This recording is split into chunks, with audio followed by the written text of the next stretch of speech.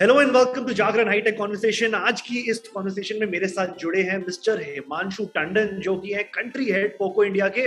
Poco एक ऐसा young youthful जवान ब्रांड है जो value for money offerings back to back offer करता जा रहा है। आज की इस चैट के अंदर मैं इनसे पूछने वाला हूँ क्या है फ्यूचर प्लान्स, 5G से क्या चेंजेस आने वाले हैं और भी बहुत सारे सवाल। तो शुरू करते हैं इस कॉन्वर्सेशन को। So welcome mister Himanshu, welcome to the show. आप कैसे हैं? How are you doing today? All good Konark. मैं काफ़ी अच्छा हूँ और आपको और आपके व्यूअर्स के लिए मेरी तरफ से बिलेटेड हैप्पी दिवाली।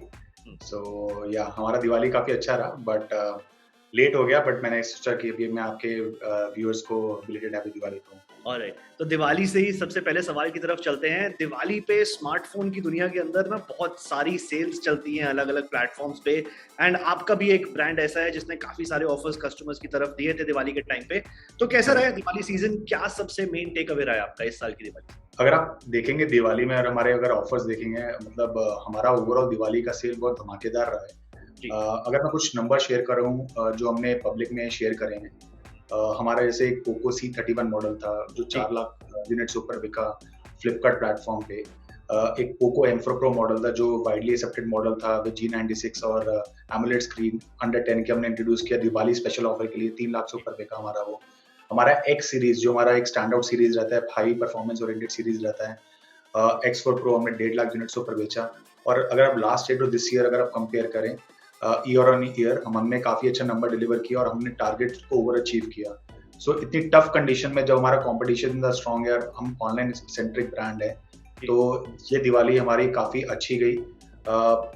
बाकी सारे ब्रांड्स ने काफी ज्यादा पुश किया बट हमने एक डिफरेंशिएटेड ऑफरिंग ला के दी और उस वजह से हमारा काफी अच्छा सेल गया। इवन हमारा एक फ्लैगशिप प्रोडक्ट था पोको F4 5G, जिसको हम बहुत अच्छे रेट पर, हमने स्पेशल दिवाली के 2-3 दिन पे रेट लगाया था, तो उसके हिसाब से हमारा ओवरऑल सेल पोको का लास्ट ईयर से भी बेटर रहा और काफी अच्छा रिस्पांस मिला हमें दिवाली पे। तो मैं आपके थ्रू अपने व्यूअर्स को थैंक करना चाहूंगा इतना सपोर्ट करने के लिए और इतने हमारा जो दिवाली का टारगेट था और ओवरऑल नंबर से अचीव कराने। तो आपने बड़ी इंटरेस्टिंग बात कही। मार्केट बहुत सारे ब्रांड्स हैं जो ऑपरेट करते हैं एंड आप एक ऑनलाइन फर्स्ट ब्रांड है, तो ऐसी सिचुएशन के अंदर जब इतने सारे प्लेयर्स इतने कम स्पेस के अंदर ऑपरेट कर रहे होते हैं, तो how do you manage to make a brand stand out? And specially अगर मैं पोको की बात करूं जो कंपैरेटिवली एक यंगर ब्रांड है कंपेयर टू कंपटीशन, उसके बावजूद आपके नंबर्स बहुत अच्छे रहे हैं। तो ऐसा सीक्रेट सॉस क्या है जिसकी वजह से ब्रांड स्टैंड आउट हो जाता है? सो फर्स्ट ऑफ ऑल, ये जो चीज आपने बताई है, हमने ये एक साल पहले से हम इसको सोच रहे थे कि हाउ डू यू डिफरेंशिएट। अगर आप पूरे प्रोडक्ट्स पोर्टफोलियो नॉट ओनली हमारे ब्रांड के अदर ब्रांड्स के भी देखेंगे, तो एक तरीके से इतनी ज्यादा सैचुरेशन आ गई है इस पूरी स्पेस में कि it is very hard to differentiate. तो पहला हमारा एक बहुत फोकस एरिया रहता है जो हम अपनी कंपनी में फॉलो करते हैं, एक रेशियो होता है, प्राइस टू परफॉर्मेंस रेशियो। तो उस प्राइस टू परफॉर्मेंस रेशियो में I think Poco is one of the most aggressive. हमारा काफी एग्रेसिव ब्रांड है पूरे मार्केट में, तो एक प्राइस टू परफॉर्मेंस रेशियो में एक डिफरेंशिएट रहता है। सेकेंडली, हमारा जो डिजाइन लैंग्वेज है जो हमने लास्ट एक साल से चेंज किया है, हमारे जैसे Poco yellow colour, it's a widely accepted colour है हमारा पूरी मार्केट में। और अगर आप डिजाइन लैंग्वेज में देखोगे, हम उसे ओजी डिजाइन कहते हैं कि एक यूनिक तरीके का डिजाइन है। लोगों को पता लगेगा कि अगर कोई फोन पकड़ा हुआ तो दूर से पता लगेगा कि पोको का फोन है।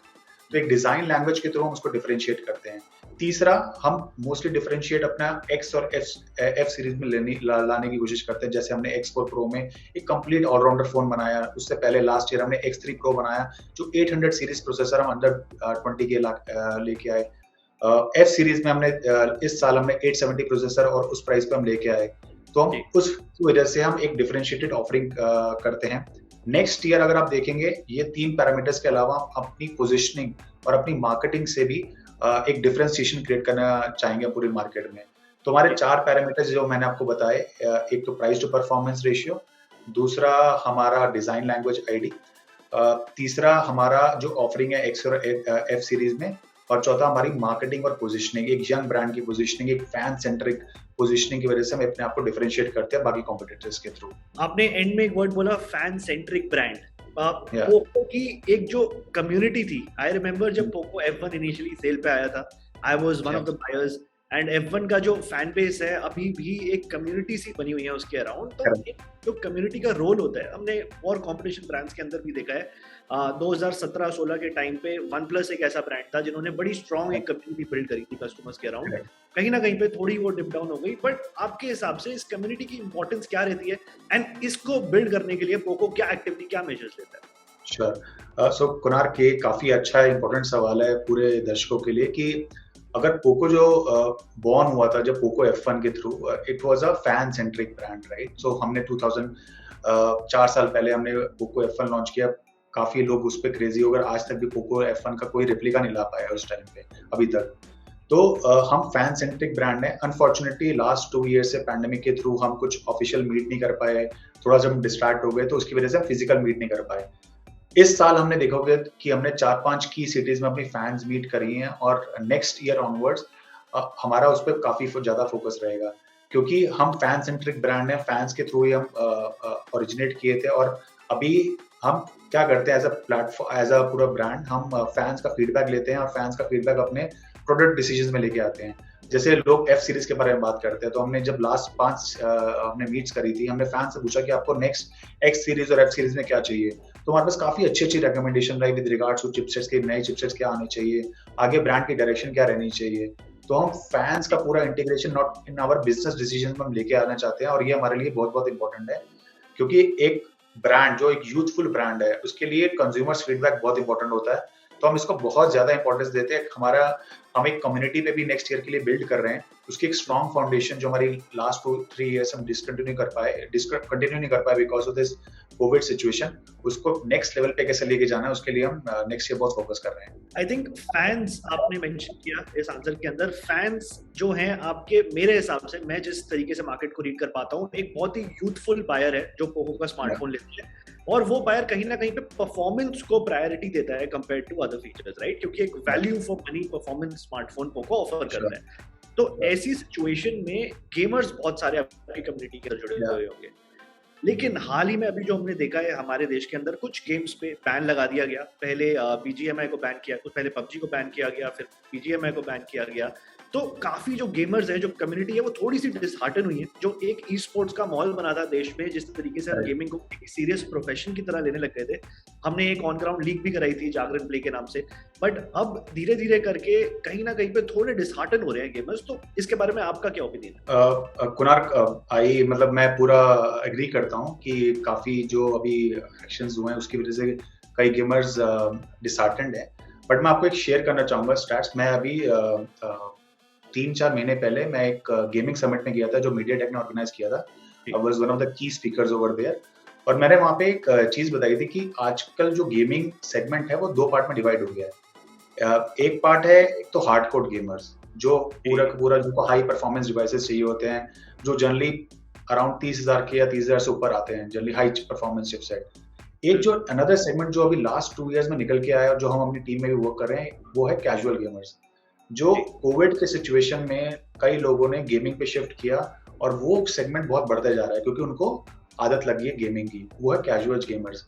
तो उसके नजर देखते हुए हमने लास्ट ईयर ही एक पोको F3 GT लॉन्च किया था फॉर हार्डकोर गेमर्स, राइट? और इस साल जब हमने पोको M5 लॉन्च किया था G99 चिपसेट के लिए for casual gamers. So 2 segment हैं जो बहुत अट्रैक्टिव है राइट नाउ फ्रॉम जो हम देखेंगे गेमिंग पॉइंट ऑफ व्यू से। तो उसमें जो कैजुअल गेमर्स की जो परसेंटेज है वो बहुत अमेजिंगली बढ़ रही है। मैं तो इनफैक्ट कहूंगा कि 80-20 हो गया है, 80% गेमर्स आर कैजुअल गेमर्स। तो वो एक नई मार्केट है जो ब्रांड्स आगे जाके फोकस कर सकते हैं क्योंकि वो मार्केट बढ़ रही है। तो उसके लिए अब कैजुअल गेमर्स की रिक्वायरमेंट नहीं है कि उनको बिल्कुल हाई चिपसेट चाहिए बिकॉज वो एक्सपेंसिव रहते हैं। उनको एक स्ट्रॉन्ग चिपसेट, एक valuable chipset, high performance chipset at a reasonable price point पर लेके आ सके। और वही एक तरीके का पोको का एथॉस है।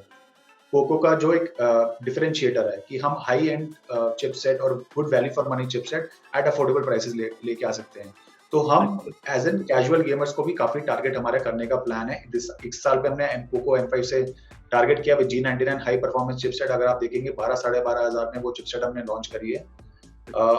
कई ब्रांड्स उसको अब एमुलेट स्क्रीन लगा के काफी हाई प्राइस पे लॉन्च करने का प्लान कर रहे हैं और कर चुके हैं, बट हमने उसको एक काफी अफोर्डेबल प्राइस पॉइंट पे लॉन्च किया है। और हमने आगे भी हमारा प्लान है कि हाउ डू यू कि हम कैसे कैजुअल गेमर्स को टारगेट कर सकते हैं थ्रू आवर ऑफरिंग्स। बिल्कुल। तो आपने जैसे गेमिंग के बारे में बड़ी इंपॉर्टेंट बात बताई, गेमिंग से एक बहुत रिलेटेड बज़वर्ड है आज की डेट में मार्केट में, 5G। 5G के ऊपर अडेप्टेशन पहले तो बात करते थे आएगा तब करेंगे, अब आ गया है, एक्टिव है, 5-6 मेजर सिटीज के अंदर रोल आउट हो चुका है, धीरे धीरे करके ऑफ कोर्स पूरे इंडिया के अंदर स्प्रेड हो जाएगा। अब जिस कैटेगरी में आप ऑपरेट करते हैं, जो कि कह लीजिए इंडिया का हार्टलैंड या मास मार्केट सब 20K की जो कैटेगरी है, जो हमारे व्यूअर्स भी हैं, तो उस कैटेगरी के अंदर जब 5G की पेनिट्रेशन होगी तो सबसे बड़े टेक अवेज क्या होने वाले हैं आपके हिसाब से? गेमिंग पे इस पे क्या डिफरेंस आने वाला है?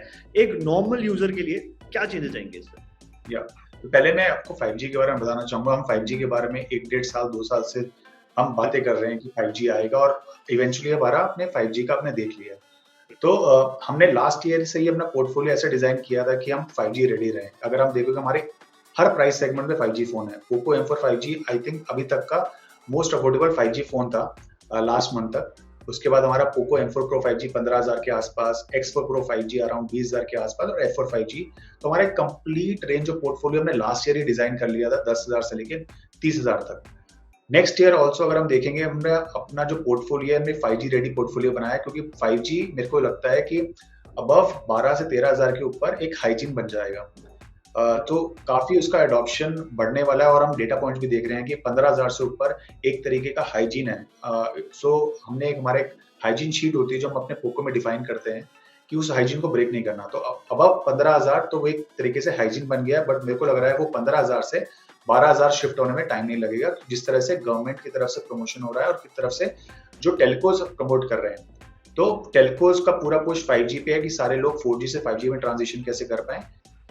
तो ये तो हमारा 5G का एडॉप्शन हो गया, 5G का फ्यूचर प्लान हो गया। सेकेंडली अगर आप देखेंगे 5G जो एक फोन बनाने में जो एक कॉस्ट लगती है, वो एक एक्स्ट्रा कॉस्ट है, जो मैंने पुराने इंटरव्यूज में बताया, एक तरीके से 5G टैक्स टाइप लगता है जब आप 5G चिपसेट लेके आते हैं। अगर आप कंप्लीट 5G फोन बनाना चाहेंगे, let's say 5G plus AMOLED बनाना चाहेंगे, वो 16-17 हज़ार के आसपास बनेगा। सो अभी भी 5G को affordable, complete 5G affordable phone बनाना अभी डिफिकल्ट है, बिकॉज क्योंकि एक नया टेक्नोलॉजी है, वेंडर्स के थ्रू जो चिपसेट्स के प्राइसेस है वो 4G के कंपैरिजन में हाई है। तो एक कंप्लीट 5G फोन बनाने में अभी थोड़ा टाइम लगेगा, और उसी में पोको बिल्कुल ट्राई कर रहा है कि हाउ डू यू ब्रिंग, कि हम एक 5G कंप्लीट फोन एक अफोर्डेबल प्राइस पे कैसे लेके आ पाए। वो एक नेक्स्ट एरिया जो सारे ब्रांड्स फोकस करेंगे नेक्स्ट ईयर के लिए। सो ये पूरा 5G का वो है। और थर्ड एक इंपॉर्टेंट चीज है जो डिपेंड करती है 5G के एडॉप्शन के ऊपर, 5G के टैरिफ रेट्स।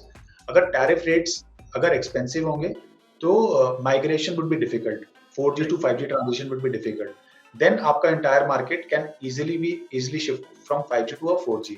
सो ये 3 पैरामीटर्स हैं जो 5G के लिए डिपेंड करते हैं एडॉप्शन के लिए। बिल्कुल, आई थिंक बहुत ही इंटरेस्टिंग आपके आंसर्स रहे हैं। जाते जाते आपसे एक लास्ट क्वेश्चन मैं पूछना चाहता हूँ। जैसा आपने बताया अगले साल एक ऐसा 5G रेडी डिवाइस आ सकता है पोको की तरफ से, जो कि मास मार्केट की तरफ केटर करे, वैल्यू फॉर मनी प्रोडक्ट हो, जो ऑफकोर्स आपके ब्रांड का डीएनए है, और साथ में 5G के उसके अंदर सारे बैंड्स हो, सारी चीजें उसके अंदर, ऑफकोर्स सारी अडेप्टेबिलिटी हो। ब्रांड रिकॉल से एक और चीज अगर मैं बात करूं तो जो आपके यूजर्स हैं उसको सेकंड साइकिल के अंदर आप कैसे रिटेन करने का प्लान करते हैं? फॉर एग्जांपल अगर कोई F1 से F3 Pro पे अपग्रेड किया, उसके बाद अगर आप अगले साल एक नया उसको साइकिल के अंदर वापस लाना चाहते हैं पोको की, तो उसके बारे में थोड़ा ज्यादा लास्ट हमें आंसर बताइए। तो हम अभी हमारा जनरली रिप्लेसमेंट साइकिल रहता है, जो हम नया लेट से कोई नया प्रोडक्ट लॉन्च करते हैं, जैसे हमने F4 लॉन्च किया, तो जो हमारे पुराने X series customer, F series customer है, उनको एक डिफरेंशिएटेड ऑफरिंग प्रोवाइड करते हैं कि लॉन्च के टाइम पे या बाद में उनको हम एक्स्ट्रा डिस्काउंट या एक्स्ट्रा ऑफर कैसे रन कर पाएं, वो लॉयल्टी प्रोग्राम के थ्रू हम लॉयल्टी बेनिफिट के थ्रू हम उसको भी प्रमोट करते हैं। बट आगे जाके बहुत इंटरेस्टिंग पॉइंट है कि आप अपने कस्टमर्स को रिटेन कैसे करेंगे। तो इसके लिए नेक्स्ट ईयर हमारा फोकस है कि हम लॉयल्टी प्रोग्राम के थ्रू अपने कस्टमर्स को कैसे रिटेन करें और न्यू कस्टमर्स को कैसे अडॉप्ट करें, क्योंकि नेक्स्ट ईयर पोको का जो पूरा ग्रोथ है पूरा वो न्यू एडिशंस पे ही डिपेंडेंट है, और हमारा नेक्स्ट ईयर का प्लान्स काफी बड़े हैं in terms of how do we scale the Poco brand online space में।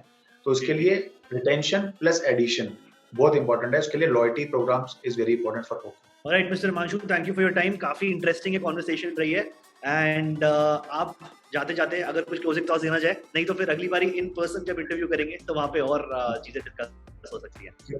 सो कुनार, काफी मजा आया आपके साथ बात करके, और आपके दर्शकों को भी यही बोलेंगे कि thank you for supporting us during this year. हमने काफी इस बार differentiated offering with X series F4 में लाके दिखाई, और दिवाली में जो हमें सपोर्ट मिला वो नेक्स्ट ईयर भी हम सब सपोर्ट एक्सपेक्ट कर रहे हैं सब फैन से।